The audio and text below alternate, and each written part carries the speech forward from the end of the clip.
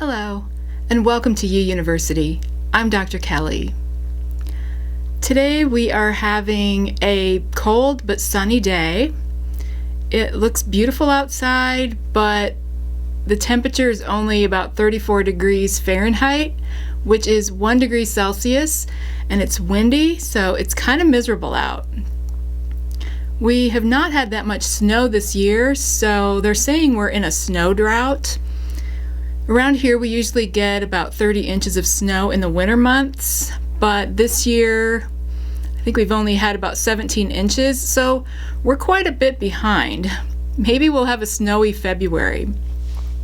Not that I want a ton of snow, although I don't mind it as long as I don't have to drive in it before the roads are plowed.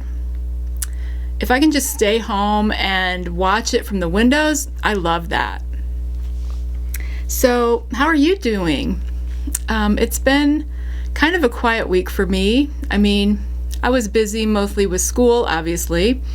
We just finished the second week of the semester, and things are going smoothly. As you can see, I've got some flowers in front of me. I've been enamored with tulips lately. Our local flower shop got some tulips in, so I've gone over there a couple of times and picked up some tulips to put in a vase, and these are the ones that I got this week. I just love them. The delicate pink and white buds. Tulips are my favorite flowers, so it's nice to have them sitting around and brightening my desk. I'm thinking I have an affinity for puppies too. Who doesn't love a little puppy face? And I've been seeing a lot of pictures and videos from my friend Kathy, who is Kathy Ann on Ravelry, and Techie Mom of 6 on Instagram. She just got a new puppy who is named Gracie.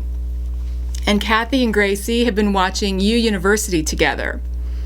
Now here you can see Gracie watching last week's episode. Well, she had been watching the show, but I lost her with the pH and the borax talk.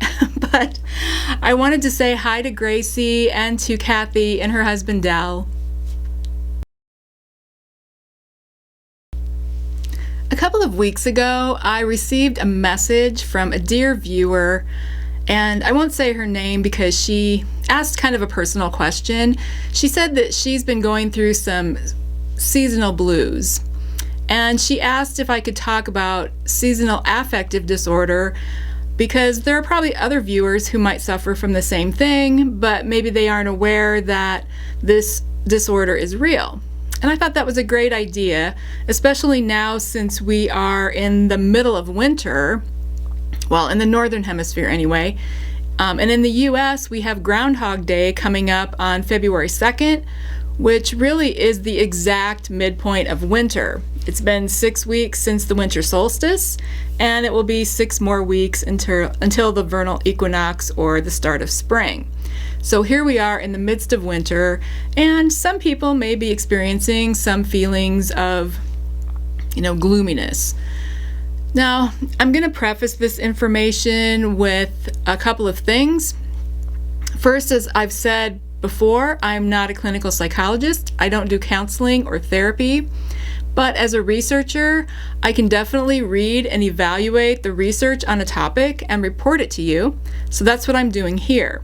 I'm not trying to offer psychotherapy, be your counselor, or anything like that. Second, if you feel like you might be experiencing seasonal affective disorder, please go visit your physician right away and discuss it with her or him. What I'm going to talk about here are common symptoms and some ways that have been effective in treating it. Some treatments can only be prescribed by your doctor, but even for some of the other options, I still think it's a good idea to talk to your doctor about the right remedy for you. Okay, so having said that, let me tell you a little bit about seasonal affective disorder, or SAD. It is characterized by recurring episodes of depression, most commonly occurring during the autumn and winter, but then it subsides in the spring and summer. SAD was originally described in a 1984 research paper, and various treatments have been studied for over 30 years. The major symptoms include fatigue, sadness, hopelessness, social withdrawal. Many people also experience anxiety, apathy, loneliness, mood swings, irritability, changes in appetite, weight gain, lack of concentration, and sleep disorders like insomnia and sleep deprivation. SAD is usually self-diagnosed. People kind of realize on their own that they have those symptoms, especially when they interfere with normal daily activities. As far as prevalence, epidemiological studies show that SAD affects up to about 10% of the population. Now, prevalence in North America is twice that of Europe. North American studies have found a correlation between SAD symptoms and latitude. So people who live farther north report more SAD symptoms. It is thought that this is because people in northern latitudes get less sunlight during the winter season, and that the lack of daylight may be causing the problems. However, this correlation has not been found in Europe. Although they did find a trend in this direction, it wasn't nearly as strong as the North American data. So the issue of latitude seems to make sense, but it's something that is debated in the scientific community, and obviously more research is needed to sort out this discrepancy. Now, women are more affected by SAD than men, and SAD is more common in younger people than older people. As far as treatment, there are a number of things that seem to work to help alleviate the symptoms of SAD. The most common and easiest treatment that has a long record of effectiveness is bright light therapy. There are numerous light boxes and lamps on the market for treating SAD, and you can get these at a million places just by looking on Google, like Walmart, Target, Bed Bath & Beyond, Amazon, and a bunch of other places. Research shows that the standard treatment is bright light exposure of 10,000 lux for 30 to 45 minutes per session. And lux is simply a unit of brightness of a light. So if you're looking for one of these lights, just look for a 10,000 lux one. Most people respond favorably to the bright light therapy within 2 weeks. And you might have already assumed this, but the light needs to be near your eyes to get antidepressant effects. Basically, the light exposure works the best when it comes through the eyes than anywhere else on the body. Researchers have tried light exposure just on the skin, and especially on various parts of the body, including the backs of the knees, of all places, and the ears, of all places, but those didn't work. It seems that the decreased light to the eye's retina plays a role in the formation of SAD. Now, that doesn't mean you have to blind yourself with the light, just that it seems to work best if the light box is sitting on your desk or a table facing you, or a floor lamp is shining toward your face, maybe as you're reclining in a chair watching TV. Now, recently, portable light fixtures have even become available, such as head-mounted visors. The commonality among all these light therapies is that the person is awake and exposed to light at the retina from the fixed or mounted device. Another form of light therapy is the use of dawn simulation. This means that just prior to the time you want to wake up, light is gradually increased, say from 0 to 300 lux in about 30 minutes. Now, you can even buy dawn simulating lights for this kind of therapy too. Several studies have reported positive results with dawn simulation, and one study comparing the two found that it was even more effective than regular bright white light. One advantage to dawn simulation is that it's less time-consuming than traditional light therapy. Now, some form of light therapy seems to work for most people, but it just doesn't seem to help some people. So there are other treatments, And one of them is actually just physical exercise. Physical activity, either by itself or in combination with light therapy, has been shown to have a positive effect on mood in SAD patients. Psychotherapy can also be useful. There seems to be a lot of support for the use of cognitive behavioral therapy in successfully treating SAD. In several studies, 6 weeks of cognitive behavioral therapy for 3 hours a week was equally as effective as 30 minutes of light therapy every morning. So if you're interested in that, find a counselor and make an appointment. Now, as far as medications you can take, I'll start with some over-the-counter ones that have been at least somewhat effective in studies. One of those is L-tryptophan, which is an amino acid. In a few small studies, L-tryptophan was as effective as light therapy, but it took at least 4 weeks for the effects to kick in. Another over-the-counter treatment is vitamin D supplements. Now, your body naturally makes vitamin D from sunlight, but presumably if someone is lacking enough sunlight, they might be deficient in vitamin D as well. So one very small study of only 15 SAD patients showed that vitamin D improved SAD symptoms better than bright light treatment. Of course, we need to view these results with caution because of the small number of participants in the study. St. John's wort is another herbal remedy that might be useful in treating SAD. In a few studies, it was shown to be as effective as light therapy. Now, there is also some evidence that melatonin may be effective at reducing SAD symptoms. However, according to the studies, the dosage needs to be precise, and so does the timing of administration. Taking melatonin in the morning or the evening did nothing to reduce symptoms. However, lower doses during the afternoon were effective, but again, these studies looked at very small number of participants. So for melatonin, even though it's an over-the-counter drug, I would talk to your doctor about whether it is right for you and discuss the specific dosage and timing of it. There are also a number of prescription drugs which have been effective in reducing SAD symptoms, and these are mostly medications for depression and anxiety, but some are also prescribed for migraines, sleep disorders, and even heart problems. For example, beta blockers, Xanax, Prozac, Wellbutrin, and other drugs have helped people's SAD symptoms improve. Obviously, for these medications, you would need to talk to your doctor to see if any of them are right for your particular case. So those are some treatments that have been effective at helping people recover from SAD. But I can't stress enough that before you start any treatment program on yourself, even the over-the-counter herbal remedies or light therapy, talk to your physician because all treatments can have side effects and can interact with any medications you might already be taking.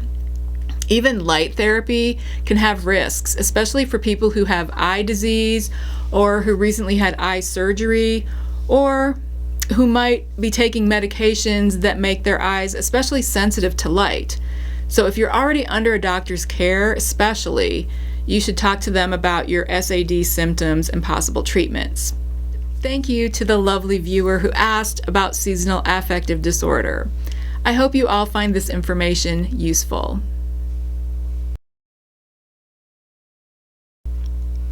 Well, I did miraculously have a project graduate off the needles this week. I wondered if there were any projects that had been lounging in my unfinished project pile that might be a candidate for a quick finish.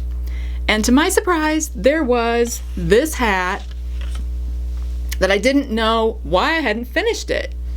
It is the Antler Hat by Tin Can Knits, which is a free pattern on Ravelry. And it's been a popular pattern for a long time, probably because it's not difficult, but it's interesting.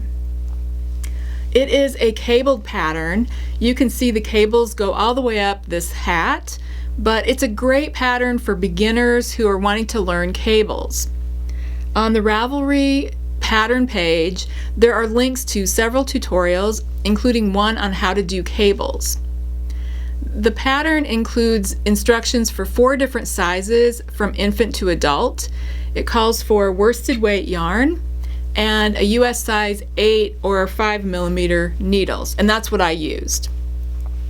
The yarn in this project is a really nice 2-ply hand spun of Polworth wool by Timeless Dog Studios, and I'll link to their Etsy shop below.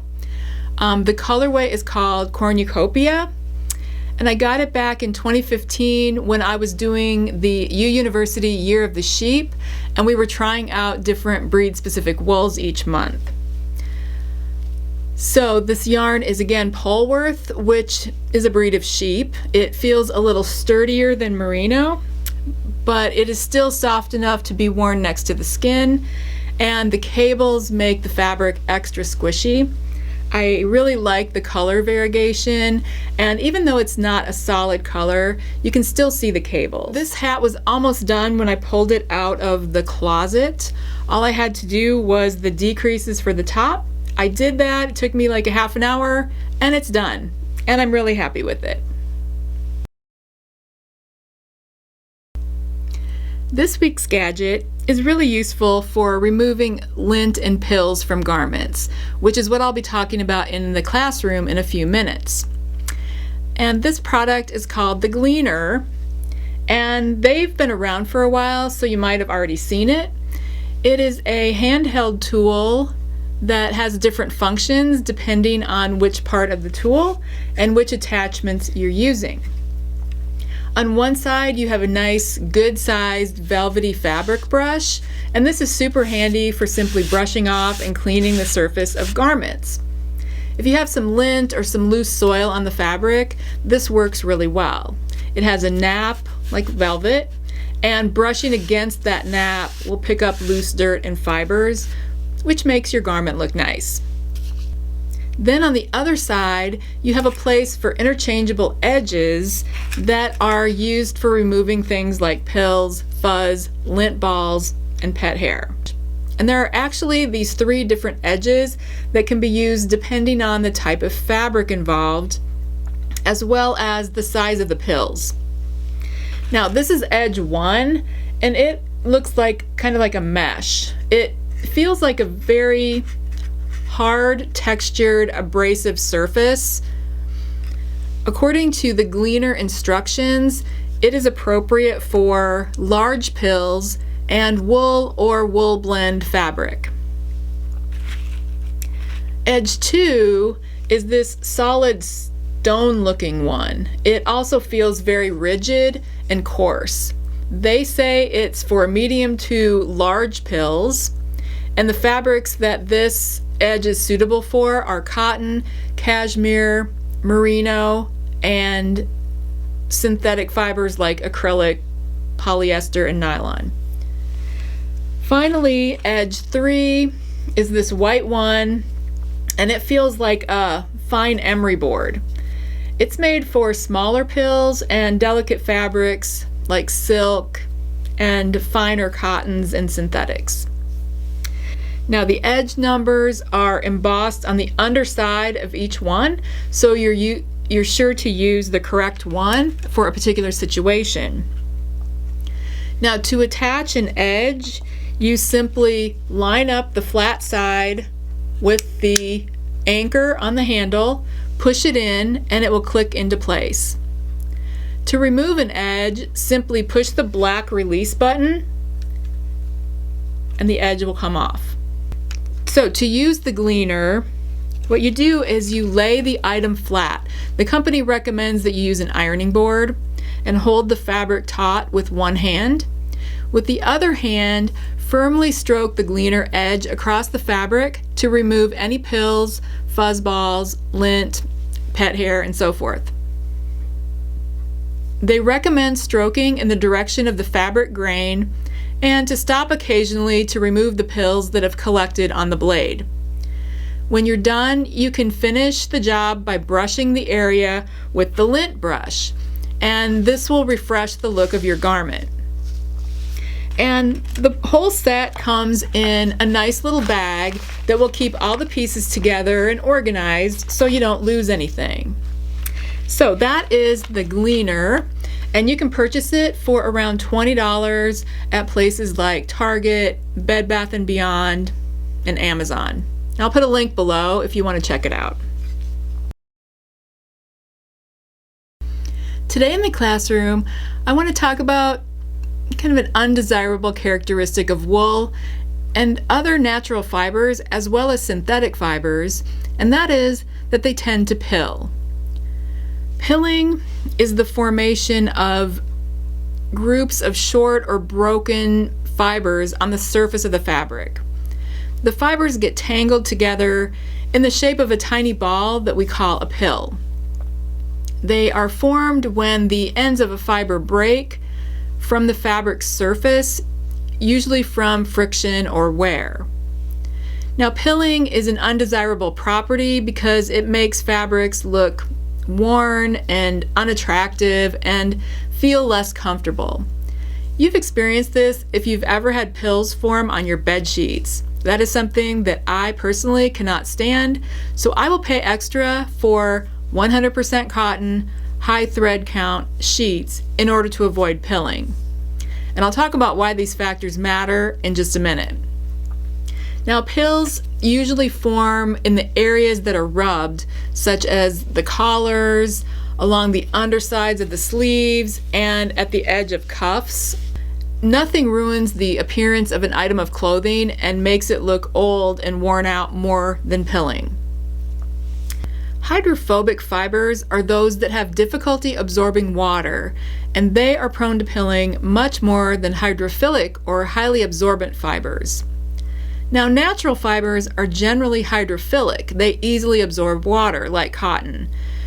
Most synthetic fibers, on the other hand, are hydrophobic. They're only able to absorb small amounts of water at best. So this means that synthetic fibers are way more likely to pill than natural fibers. And this is because hydrophobic fibers have more electrostatic attraction to one another and don't fall off the surface of the fabric. Pills are hardly ever seen on the collar of a 100% cotton shirt, but they're quite common on the collar of a 100% polyester shirt. Also, strong fibers tend to hold pills on the fabric surface. Now, synthetic fibers are exceptionally strong. You can see this if you try to break a fishing line with your bare hands. Fishing line is made from synthetic fibers, and it is so strong that it will cut through your hands before it will break. And that's the strength that holds the pills onto the surface of the fabric. Now, weak fibers are more prone to breaking, so any pills that form will fall off easily, and pilling isn't noticeable. And this is the case with cotton. It's not nearly as strong as something like nylon, so any pills that might form won't stick to your garment, they'll fall off.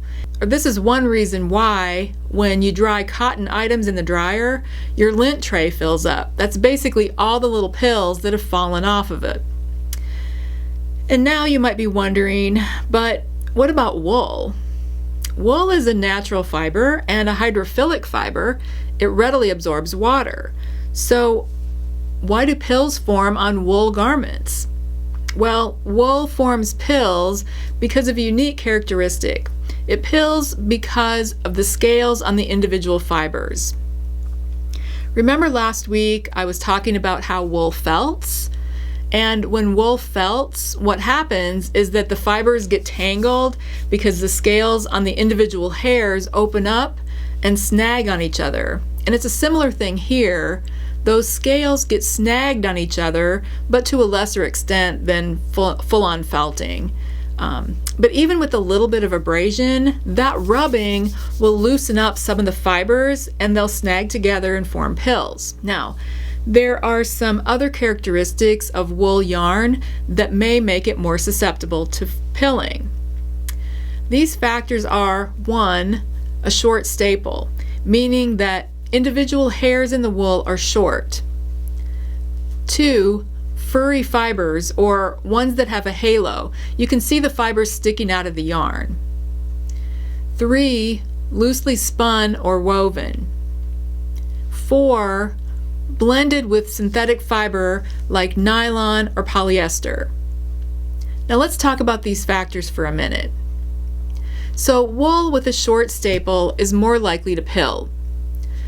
For example, merino wool has a staple length of about 2.5 to 4 inches, and that means that the ends of the fiber are more likely to poke out of the yarn and get tangled together. On the other hand, an example of long staple wool would be something like Cotswold, Wensleydale, or Lincoln, where the staple length can be 5 to over 8 inches long. So these kinds of wool would be less likely to pill. As far as furriness, some fibers are just more hairy than others. This means they have a high amount of fiber protruding from the yarn. For example, alpaca and cashmere are very fuzzy yarns, and this is alpaca yarn, and this is basically just a pill waiting to happen. Because look, you can see the halo. That is all the fibers that are just sticking out of the yarn. So if you can see a halo on the yarn or on the fabric, you can pretty much bet it will be susceptible to pilling. Also, if the yarn is loosely spun, it's more likely to form pills. And this is because the fiber ends can make their way to the surface of the fabric more easily than when the yarn is tightly spun. With tightly spun yarn, like all the loose ends are tied up and less likely to become loose. And then as far as blends, adding synthetic fibers like nylon to wool yarn is in one sense desirable because it adds strength and sturdiness to your garment. Like for socks, you kind of want that wool blended with nylon because your socks will last longer. But the drawback is with the nylon, pilling is more probable. What happens is that pills might form from the wool, and that little bit of nylon, even 10 to 25%, will hold on to those pills and never let go. So your socks become unsightly because they get pills all over them where they rub on your shoe. So what can you do to prevent or reduce pilling? Well, here are some tips that you can use to protect your garments from unattractive pilling. First, wash your clothes inside out.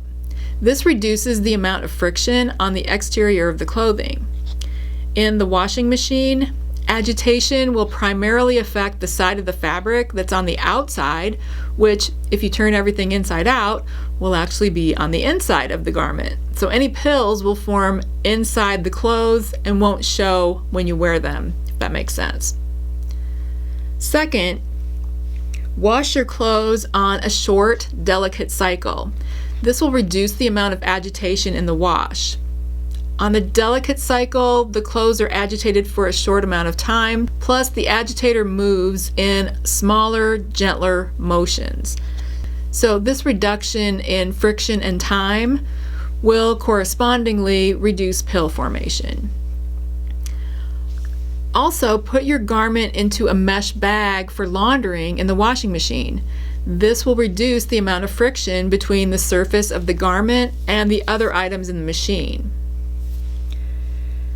Use gentle detergents formulated specifically for delicate garments.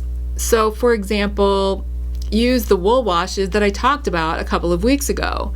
For wool, they will maintain its optimal pH because, remember, the higher the pH of the laundering solution, the more the cuticle of the wool fiber opens up and tangles together, and in this case, that means pill formation. Another thing is hand wash your garments whenever possible. This is probably the best way to prevent pills. If you have garments that are susceptible to pilling, if you hand wash them by themselves and avoid scrubbing and rubbing the fabric together, pills will be less likely to form. Also, air dry your clothes. Heat and friction are factors that cause pilling, and both of these factors are present in the dryer with the constant movement and the high temperature. So avoid the dryer and let your garments dry naturally, either in the laundry room or outside on a clothesline. If you have to use the dryer, choose a gentle cycle that uses very low or no heat. And remove them from the dryer, as soon as they're dry.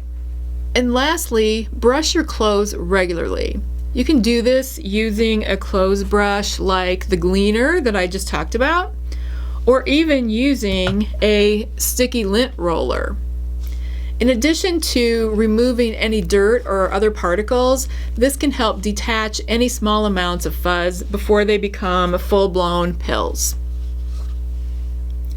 Now, what about pills after they've already appeared? What can you do to get rid of them and make your clothing look nice again? Well, here are a few ways to change your pilled clothing from ugly to amazing in just a few minutes. Well, first, the Gleaner. I've already talked about the Gleaner a few minutes ago, so you can use this tool to brush your garments as well as use any of the 3 edge heads to actually eliminate pills on your garment. Second, you can use a sweater shaver like this one. These handheld tools have 3 little metal blades which are covered by a cap with holes in it. They are battery operated, so they can be used anywhere.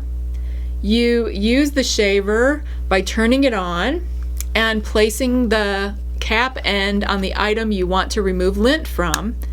Then move it around the item, and as you do that, the pills and any little pieces of fiber that are sticking out go into the holes in the cap and are cut off by the shaver blades.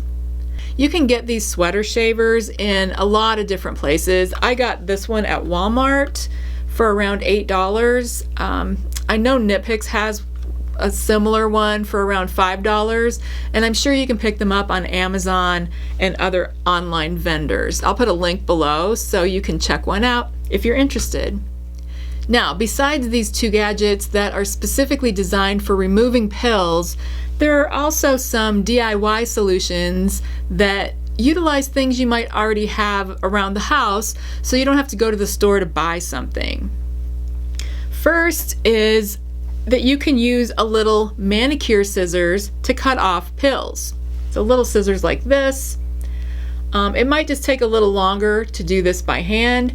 Just be sure to be very careful and work in good light because you definitely don't want to accidentally cut a hole in your garment. You can also use a pumice stone. This is the same pumice stone you might have around your house to remove dry skin from your feet in the shower.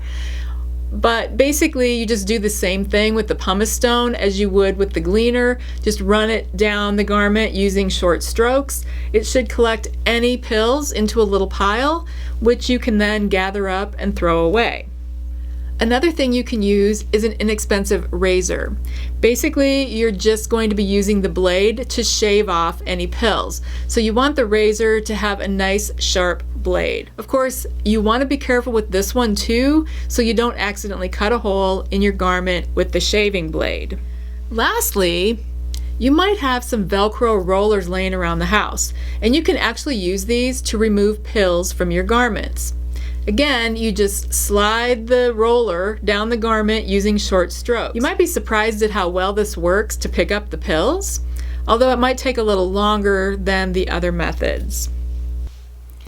I did try out each of these methods for myself on the most unsightly pilled sweater we had in the house, and that is one that my husband wears fishing all the time. In the interest of time, I'm not going to do an entire lab segment on the product testing, but I will quickly report the results to you. In my experience, the Gleaner and the sweater shaver both worked really well. I think I like the sweater shaver slightly more just because the fuzz collects in a receptacle attached to the shaver, and with the Gleaner you have to keep gathering up the fuzz and throwing it away. But I still like the Gleaner a whole lot and think it is a lot more versatile. It can be used on a huge variety of fabrics, whereas the sweater shaver might not work so well on delicate items, or at least you might need to be more careful. Even the sweater shaver can cut a hole in a garment if you press too hard. As for the DIY tools, the cheap razor worked great. It was smooth and it really cut off the pills.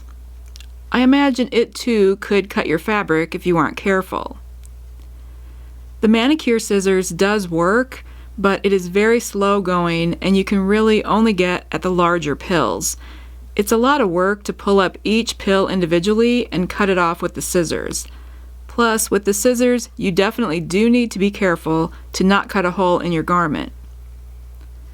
The Velcro roller, I did not like using at all. It was hard to use.